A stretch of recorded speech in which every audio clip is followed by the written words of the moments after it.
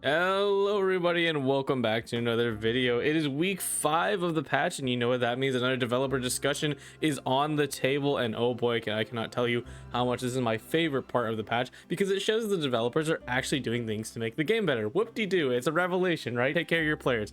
Anyway, we are going to be going through this week's, which is 12-16, or wow, I already messed up. 12-6, which is December, of what sort of things it will be adding in patch 4.3, and oh boy, I am excited. So let's get right into it. If you enjoy me discussing about Genshin Impact's fun little design quirks and all of its little it's very unique game design, please leave a like and subscribe for more content like this. Without further ado, let's get started. Optimize artifact management and optimize enhancement screen. Now let's see what that means, and I think they have already talked about this in previous patches, so that means they're officially being added, which I think is great, because say something and you follow up on it, that's great. So we are going to quickly comb through this. I'm going to pick out all the details that we don't need to know. Let's see, looks like we had a little bit of an Archon quest issue. Reclaiming the echoing depths. Travelers head to the location of the underground mines. The location will be locked until travelers have completed this corresponding world crest and allowed to enter to pursue the Archon quest. To ensure travelers will smoothly experience the Archon quest from version 4.3 onwards, the Chasm Dwellers quest series will no longer be prerequisites for the Archon quest. Thank God. I'm pretty sure Chasm Dwellers, or I can't say the word right, is either the Zhao quest, or it is the really long chain quest that you have to do with an NPC, which they're cool quests, don't get me wrong. Well, I have some problems with Zhao quest, but anyway. Thank goodness that is not a requirement, because that is at least, I want to say, like 15 hours of your time that you will not be able to access the Archon quest, and that is cringe. Stop putting restrictions on your quest, Genshin. It's not cool. But anyway, onto the actual features. One-click features, and oh man, I did think they talked about this last time, but pretty self-explanatory. Just like Honkai Star Rail, you can now just claim all of them. You don't need to individually tab through all your expeditions to just grab them all, and that is so good, because it's bad when there are poor design flaws in Genshin, where I just literally have to make speedrun techniques to get around them as fast as possible, and we'll follow up on that in just a second. But yeah, it's a really basic QLO change, but it's still something great to have, because expeditions are always nice for those neat rewards. But yeah, anyways, this is also going to apply to other systems as well. The ingredient processing and foraging screen. Then once again, it's bad when I have to make speedrun techniques for these kinds of things. Specifically the foraging screen, you can double tap it if you click fast enough, or you double tap on your touchscreen fast enough, and you can claim 2 ores at a time, which like I said, it's bad if I have to do stuff like that. But anyway, yeah, so that's going to be coming to those screens as well as the Mystic Offering at crafting dimensions will now be added to multiple artifacts with the batches of a single click. In future versions, you'll also be able to claim furnishing from the creation screen with a single click. That is also super huge. Same thing, furnishing, you can double tap it. You used to be able to just speedrun it, double tap it to claim at least 2, and now you can just claim all of them, and that's really good for me, because I think the teapot is missing a lot of optimization that the main game even gets, which is just come on, man, if you're gonna make a whole building set, at least do something like that. But yeah, this is all good. All these one-click features, just simple stuff, but trust me, it is going to help you so much in the long run, and that makes me very happy. All right, now let's move on to the next section. We have optimized artifact management. Let's see here, blah blah blah. All right, let's see here. So to help travelers quickly manage their artifacts, a significant optimization has been made to the artifact filters function. Automatically locking and quick unlock functions have been added to the inventory artifact screen. Travelers can use these to automatically lock and unlock artifacts to the requirements that are set. Now this is really cool, because this is something that's purely new to Genshin. Now of course I don't know if this is at HI 3, considering how their system works, but there's also of course Honkai Star Rail, the game that I actually play, does not have this. So what they're basically telling you here is that you can the sorting function on it looks great. It's a GIF, I can't pause it, but you can check if it's locked, if it's not max level, if someone's equipped or not equipped. Those are all great filters to add to the inventory, because I like to do artifact combing through my inventory, because I have things that I just have garbage lying around that I really need to get rid of. But it is so bad because the inventory does not have the like correct filters that I need, you know, to actually sort. So half the time I do the character menu, which is stupid. Why would you do that? But anyway, not only do they have this, but it does seem to be based on the wording, of course, you know, wait until the game actually comes out, but that you can quick unlock and unlock, and that is a very specific feature specific to Genshin, and that is huge because being able to filter through your artifacts and it just instantly, okay, lock this, unlock that, boom. Like there are so many cope artifacts that you lock, and then you're just like, oh well, maybe I shouldn't have locked that, but I have like 10 of them, so now I have to go back and do it. So boom, it's fixed. Not under development, not using the final product, blah blah blah. Okay, cool. Yep, so we got all of that. Recommended artifact thing, I think that's a new thing as well. All of that. Okay, yeah, these are just a bunch of gifts. Wow, look at that. That is cool. That is so cool. Look at that menu, man. I'm just happy. It just looks good. Like artifacts are like, you know, the mainstay of Genshin that keeps a good percent of the players keep playing because it's wonderful RNG. And oh man, optimizing them is severely needed. But anyway, additionally, as a reference to help travelers choosing artifacts, recommended sets. Oh yeah, this is the thing I pointed out. Recommended artifact sets have been based on recently active players will now be shown on the character screens. I feel like they should put actual data into it. They should not use the player data on this because I mean, I guess you really wouldn't do it any other way. It's kind of like talent levels, but whatever. It's still nice for players, you know, who don't really interact with the community. Not the biggest fan of it, but whatever. It's not a bad thing. Let's just say that, unless it harms the game. Optimization enhancement screen. In the current version of the game, you have to level up your weapons and artifacts and blah blah blah blah individually, and oh man, it's a feature from Honkai Star Rail. You're gonna hear me say it 1,000 times. Finally, you can just click the button. Wow, that's crazy. Look at that, just auto add and boom, done. Don't need to worry about none of it. The speed of interface and special effects related to leveling up characters has been increased. You can now use the auto add to sufficient XP materials and get characters the highest level before they ascend in a single click. Oh, so they also have a little button. That's really cool. So there's a little gear right here I think you can turn. Yeah, wow, look at that. It's just instant. Yeah, there you go. And so so this is a button I think they're talking about here, where I think you can instantly choose which level you want to go. So like this is gonna like, and this is part of the fun, you know, like streamers and stuff like that. They love rolling artifacts on stream, you know, and screwing around like that. So you can like do bets and stuff with this. So that's super duper fun. Other optimizations, you can now consume up to 15 items per time when enhancing artifacts. Yep, so that's huge. Just like not really like HSR, but you can, you know, you could already add more in the other game, and like, you know, this one was like barely anything.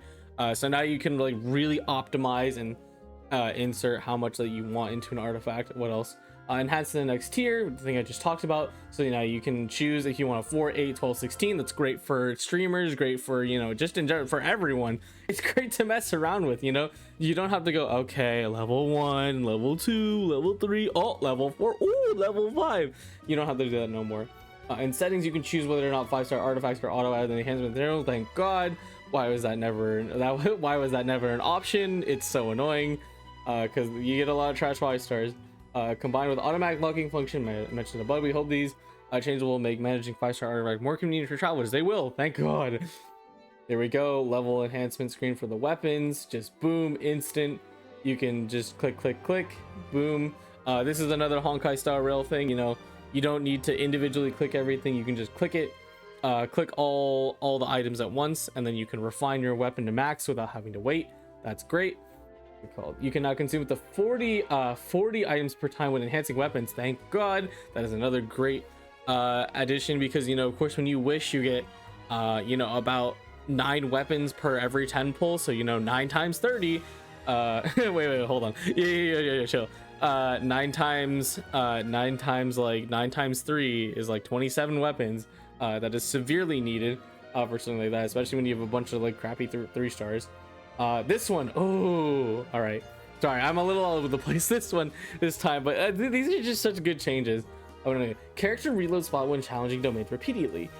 In version 4.3, after entering a domain, if you continue to challenge the domain after claiming rewards, character will reload near the domain challenge location. Means you won't have to run over the domain entrance location again. Once again, if I had to develop speedrun techniques to make domain runs faster, you know there's a problem. So you're just gonna spawn directly at the key that it seems, and thank goodness, like it was so silly to me. It's like, oh, you gotta do the like whole domain thing. It's like you can't even take pictures in here, and I'm not gonna count the new camera gadget. That thing sucks. It functions, but it really sucks. So they didn't design that well. So it's like, why do you even force me to walk through this thing every time? It's dumb. Anyway, that's great. Ooh, other optimizations. The way enemy avatars display in your adventure handbook, enemies can be adjusted also. Help you find. You can also select cancel navigation on the screen to stop navigating towards a corresponding enemy on the map. Good. That is pretty huge. There was been a glitch for a long time that you couldn't, you will sometimes not be able to cancel off of enemies, and it's like, oh well, you go to the book, right? It's like, well, no, you don't. You can't. It's just stuck like that until you quit the game, which is really stupid, and I don't know how that stayed in the game for 3 years. But needless to say, that's really big. And also now the fact that it's 3 rows down is super nice, because there are just way too many enemies in the game, man. Like you gotta start making room, just like they did for the crafting bench. Let's see what they got here. What else do we have here? On the various creation screens, crafting, cooking, forging, creating, furnishing, if there are no selected character records on the traveler's device, the first character that can provide a bonus will be selecting will be chosen by the. Oh, this is huge. Okay, so I was going to talk about this some other time, because I didn't think they'd do it any other time soon. But a big issue with the teapot is that it doesn't automatically select the character who has a bonus. So every time I create furnishing, I have to go down, scroll, click Kave. Oh, there's the next furnishing. Oh, scroll down, click Kave 5 times in a row. It's terrible, dude. And now this will just automatically select anyone who gets a bonus, and that's so good. Thank God. Like, it is so annoying to have to reselect your character every time, especially in the teapot, because the teapot, you are cluttering through menus constantly. Like, you know, cooking, it's like 2 menus. Okay, teapot, it's like, okay, I go to Tubby, go get the furnishing set, okay, boom, go inside, unlock the furnishing recipe. You get the point. It is a nightmare, and this is already one of the steps to make this way better. On the map screen, you'll be able to check bosses' current remaining respawn time by clicking their avatars. Thank goodness. This is another thing. Why did I have to go to the adventurer's handbook and look at a circle to figure out when the boss is respawning, when I could just click on it instead? That's so much better. Now, I don't actually know if any of their other games do this. I don't think HSR does this, but like, especially for Genshin, who has like a big actually, I know HSR doesn't do that because their bosses respawn immediately. So for Genshin, who is a big stinky respawn timer, at least put a timer there, man. Like, I don't want to have to stare at the white circle to figure out what's gonna happen next. And that's all for our developer discussion. We'll have more information about new version content optimization in the future. So please stay tuned for official announcements. Give that a star, give that a like. Oh wait, I'm not signed in, and now hoyoverse is going to rip my eyes out. Unfortunate. Okay, anyway, that is most of the developer discussion. And you know, unlike last time, they didn't really put any like future plans to look through. Of course, I'm sure they're already stacked on the future plans that they already set in motion all the way back in 4.0. So that's gonna be, you know, things to look forward to. But regardless, and like I say it every time, guys, I see it in Twitter comments. I even see in these comments. I'm not gonna show them because I don't want to give these people hate. Stop complaining, okay? I know this game has had a very difficult time with its QLO, but appreciate the fact that we are getting it now, and give the developers motivation to keep going, because they're doing the right thing. Please, I beg you. Okay, you can respectfully, okay, respectfully ask for artifact loadouts. I know we all want them, okay, but you also should be making concepts so that the devs know what you want. And instead of saying, we want artifact loadouts now, this is not artifact loadouts, so we don't care. Dude, this game has a lot of problems. You need to take it one step at a time. Otherwise, artifact loadouts does not solve all the issues, my friend.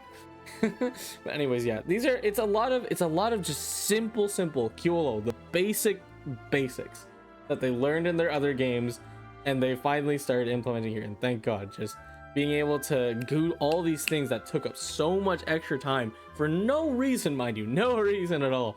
Like there is zero reason it should have taken this long, you know, to do all these like menial tasks, especially this, right? The artifacts are being able to sort artifacts better, so much better. It's just, it's huge. And now, like, you know, I don't have to like worry about like bee hopping and like bee hopping everywhere and stuff just to do like stuff optimally. You know, it should be a thing that is built into the game, and that is the ultimate goal of QLOL.